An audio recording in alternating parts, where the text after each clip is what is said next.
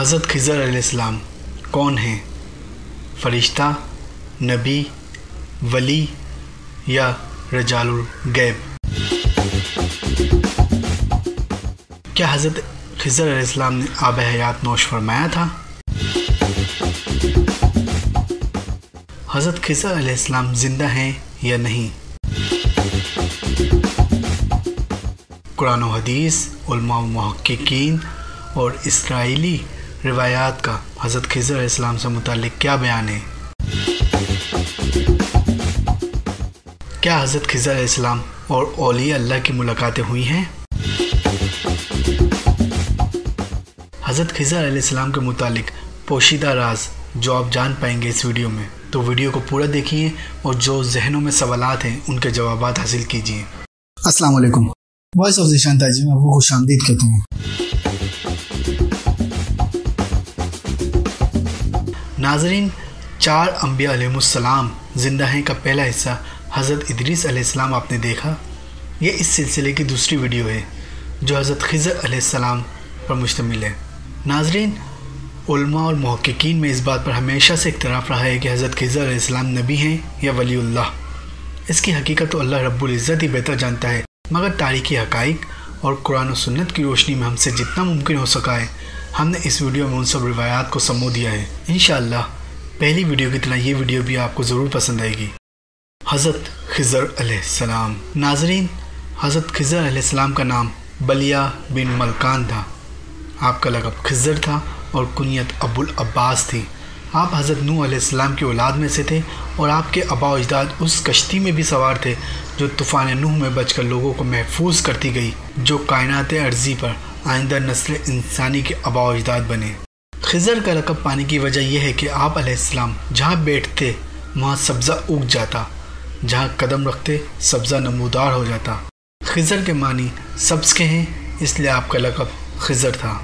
ترجمہ تفسیر روح البیان جلد 5 صفحہ 422 میں حضرت علامہ شیخ محمد اسماعیل حقی نے حضرت امام ابواللیث سمرقندی کی روایت بیان کرتے ہوئے لکھا ہے کہ حضور نبی کریم صلی اللہ علیہ وآلہ وسلم نے اپنے صحابہ کرام کو بتایا کہ حضرت خضر علیہ السلام ایک بادشاہ کے فرزند تھے جو انہیں اپنا جانشین بنانا چاہتے تھے، مگر حضرت خضر علیہ السلام نے نہ صرف جانشینی سے انکار کیا بلکہ وہاں سے بھاگ کر دور بیاباں میں چلے گئے۔ وہاں آ کر ایسے گم ہوئے کوئی شخص انہیں تلاش نہ کر سکا۔ آپ کے اس سفر کے دوران آپ کو آب حیات کا چشمہ ملا جس کا پانی پی کر آپ تاحیات زندگی پانے میں کامیاب ہو گئے۔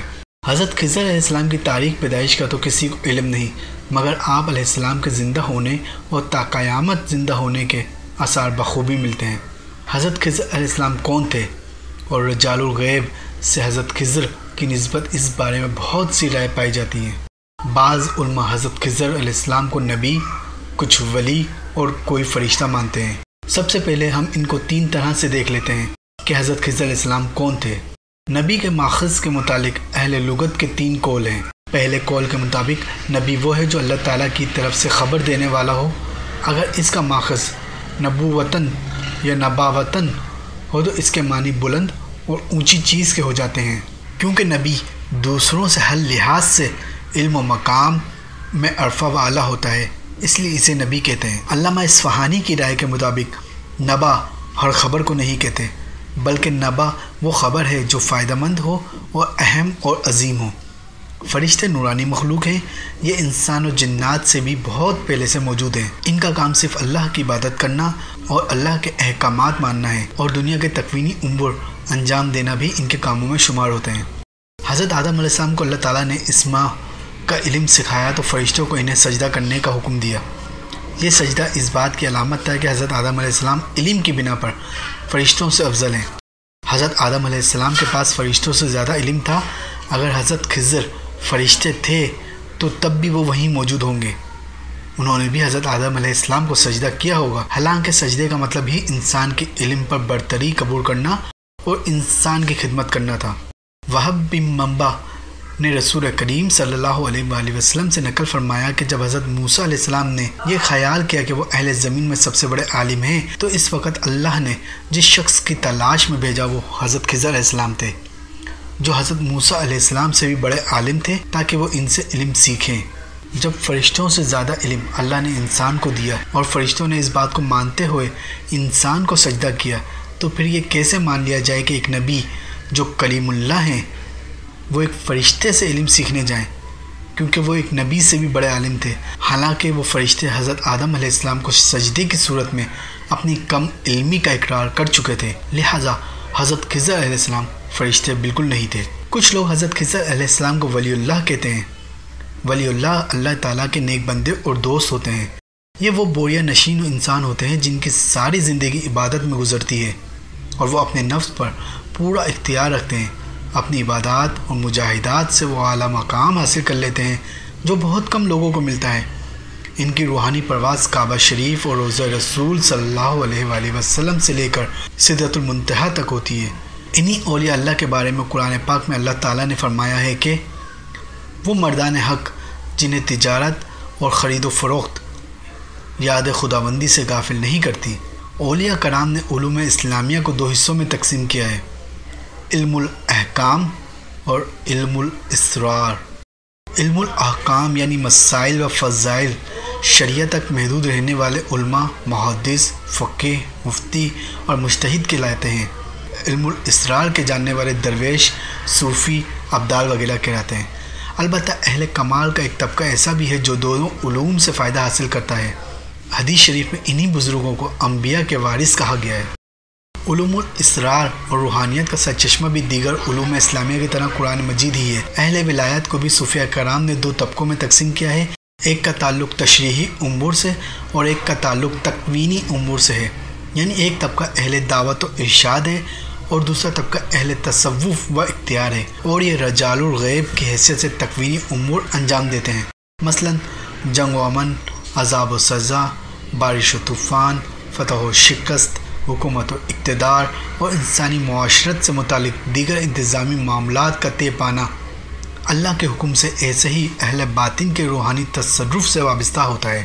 اللہ فرماتا ہے زمین و آسمان کے لشکر اللہ ہی کے ہیں۔ امام قرطبی تفسیر میں حضرت ابن عباس رضی اللہ تعالیٰ عنہ کے حوالے سے لکھتے ہیں کہ آسمانی لشکر سے مراد ملائکہ اور زمینی لشکر سے مراد اہل ایمان ہیں۔ امام جلال الدین سیوطی اپنی تفسیر در منصور میں بحوالہ ابن عباس نقل فرماتے ہیں کہ روحیں اللہ کے لشکروں میں سے ایک لشکر ہیں۔ سید الطائفہ حضرت جنید بغدادی رحمۃ اللہ علیہ نے اولیاء کرام کو بھی جند اللہ یعنی اللہ کا لشکر فرمایا ہے۔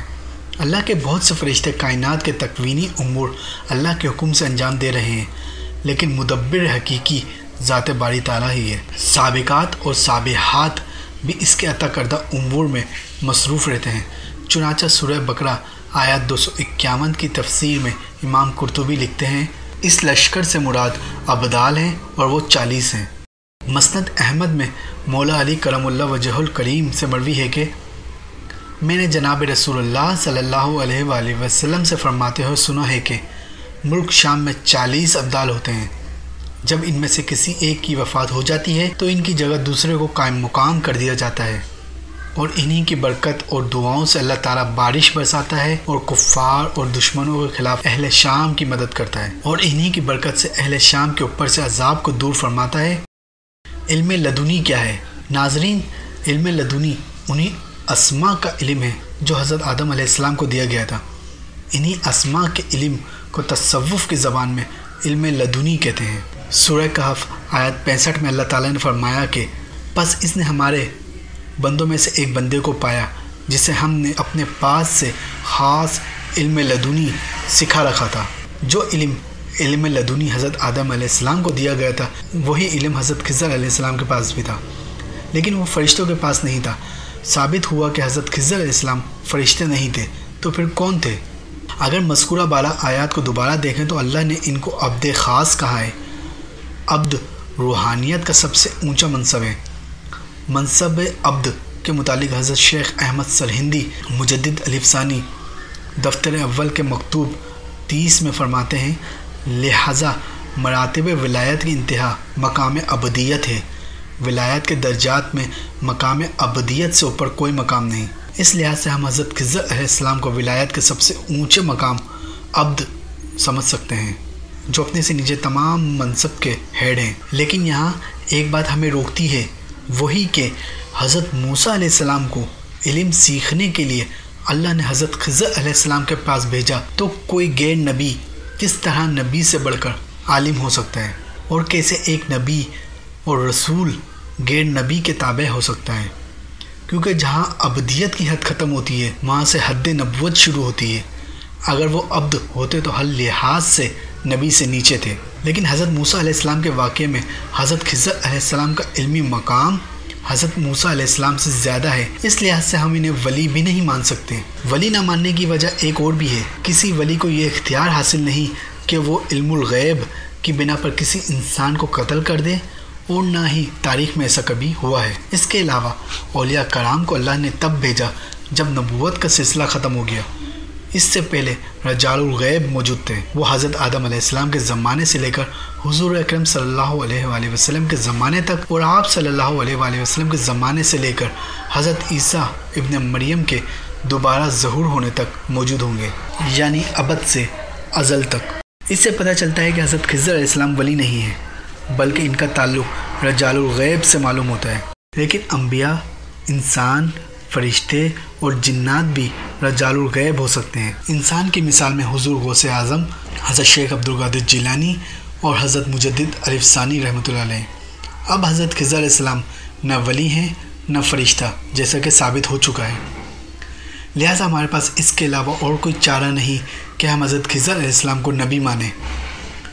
اللہ تعالیٰ نے قرآن مجید میں اپنے انبیاء و رسول کو کہیں عبد اور کہیں صدیق سے بھی خطاب کیا ہے، جیسا کہ سورہ مریم آیت 41 میں اللہ فرماتا ہے، اور اس کتاب میں ابراہیم علیہ السلام کا ذکر کیجیے، وہ صدیق اور نبی تھے۔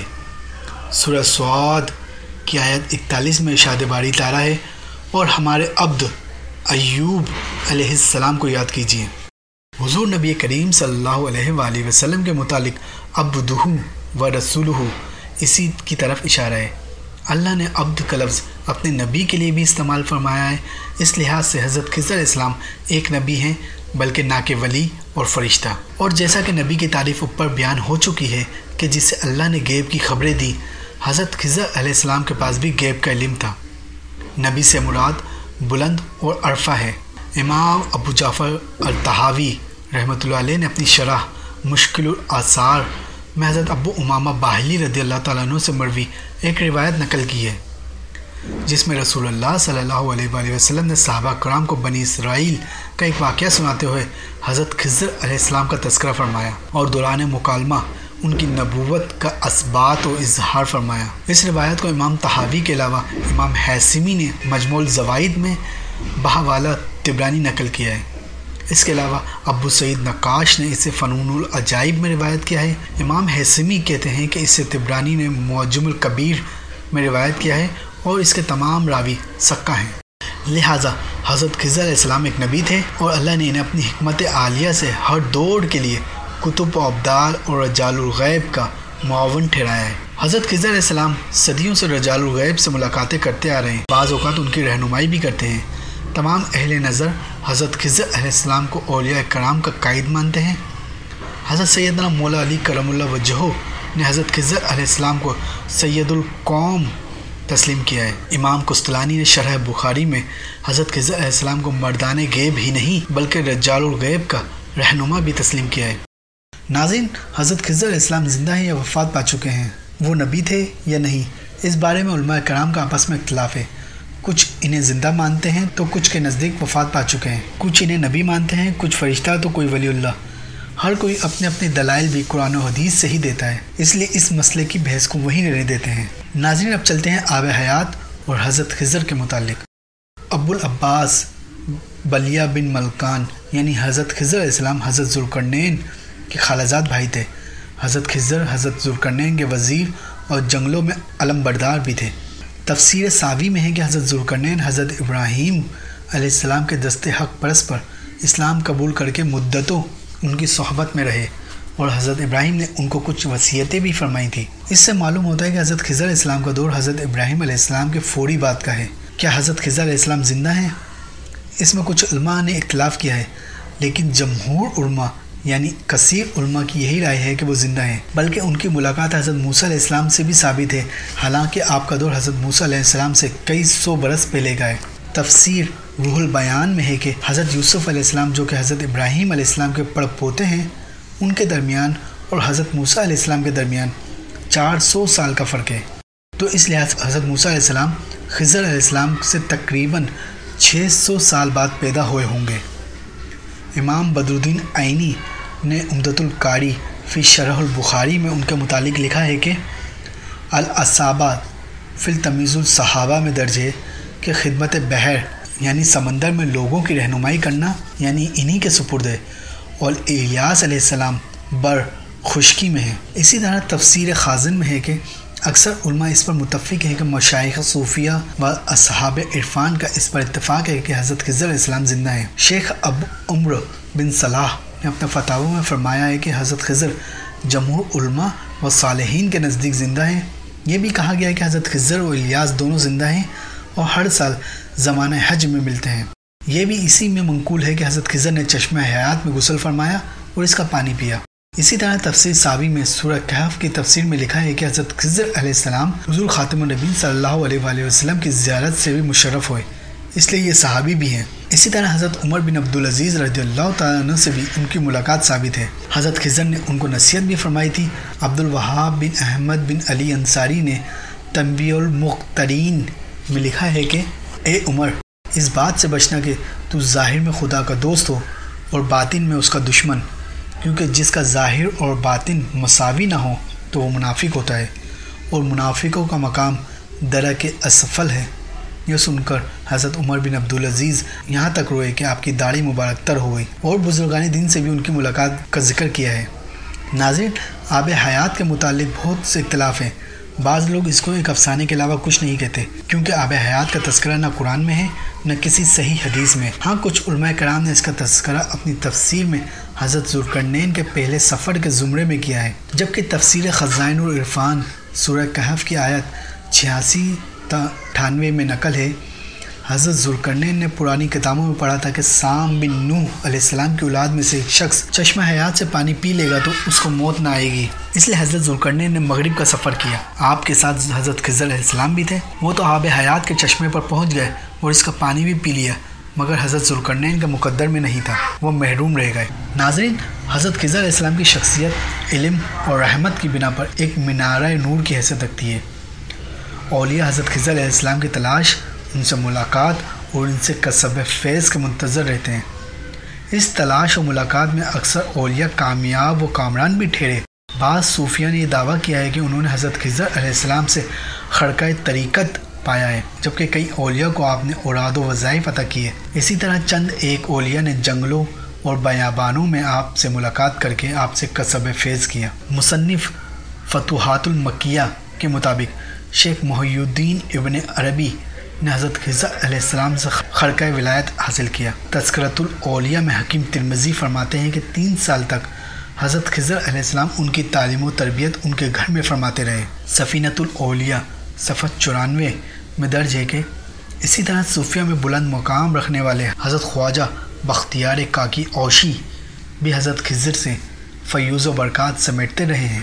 صوفیہ کے بقول حضرت خضر لوگوں کی تعلیم و تربیت کے لیے مقرر ہیں، خصوصاً علماء و صلحاء کی علمی و روحانی ترقی کے لیے مدد فرماتے ہیں۔ ناظرین، حضرت غوث الاعظم شیخ عبدالقادر جیلانی امت محمدی میں اولیاء و صلحاء کے سخیل ہیں۔ آپ کی بھی حضرت خضر علیہ السلام سے ملاقات ہوئی، آپ نے بھی ان سے کسب فیض کیا۔ حضور غوث اعظم فرماتے ہیں کہ عراق میں داخلے کے ابتدائی زمانے میں حضرت خضر نے میرے ساتھ مرافقت اختیار کی اور شرط یہ رکھی کہ میں ان کے کسی امر میں مخالفت نہیں کروں گا۔ پھر مجھے انہوں نے فرمایا کہ اس جگہ پر بیٹھ جا۔ میں 3 سال تک وہاں بیٹھا رہا، یہاں تک کہ حضرت خضر علیہ السلام ہر سال میرے پاس تشریف لاتے اور فرماتے کہ اپنی جگہ پر بیٹھے رہنا۔ بس اس استقامت اور حکم کی بجا آوری کی وجہ سے فیض خضری کاملاً حضور غوث اعظم میں منتقل ہوا۔ ناظرین، قرآن و حدیث اور مفسرین و محققین اور علماء و صلحاء کی رائے ہم نے اس ویڈیو میں آپ کے سامنے پیش کی۔ حقیقت کا علم خدا علم یزل کے علاوہ صرف اس کو حاصل ہے جس کو اللہ پاک عطائے غیبی سے عطا فرمائے۔ تحقیق اور رائے کے مطابق حضرت خضر علیہ السلام نبی اور رجال الغیب ہیں۔ حضور اکرم صلی اللہ علیہ وآلہ وسلم کی احادیث مبارکہ اور قرآن میں اللہ کے فرمان کے مطابق اس بات کی شہادت موجود ہے۔ رہی بات ان کے زندہ ہونے کی تو اس میں اختلاف بہرحال موجود ہے، اور یہ اللہ سے ان کی ملاقاتیں اس بات کی گواہ ہے کہ وہ زندہ ہیں اور سمندر میں بھی رہنمائی کرتے ہیں۔ واللہ عالم بالصواب۔ امید ہے ناظرین ہماری یہ کاوش بھی آپ کو پسند آئی ہوگی۔